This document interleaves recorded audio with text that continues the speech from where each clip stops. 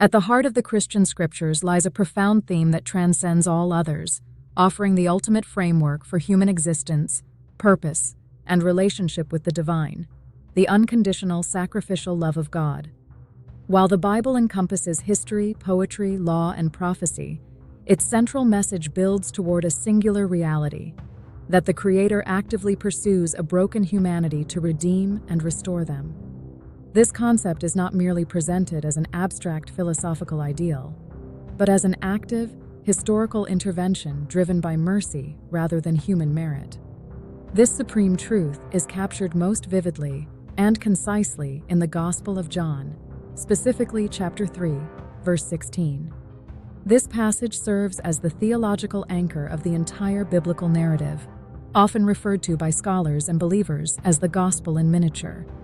It encapsulates both the motivation behind God's actions and the immense scope of His grace, shifting the focus from religious obligation to a divine rescue mission rooted entirely in love.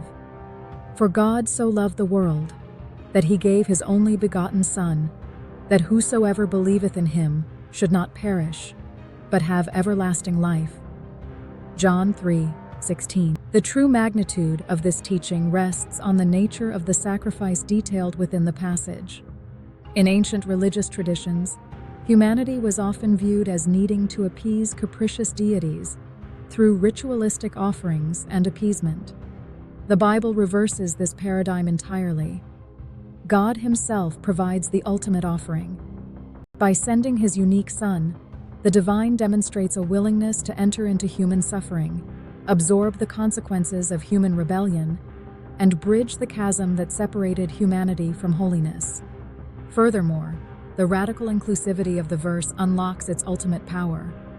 The invitation extended in John 3:16 is not restricted by social status, ethnicity, moral perfection, or geographical boundaries.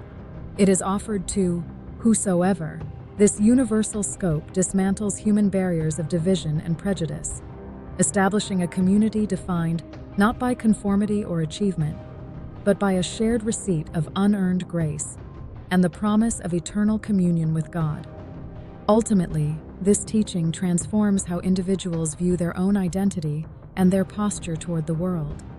By framing human worth around being deeply loved and pursued by the Creator, it replaces fear with profound assurance and internal peace. It provides a blueprint for human ethics as well, challenging those who accept this love to extend that same sacrificial, forgiving grace to others, making it the single most enduring and revolutionary concept recorded in Scripture.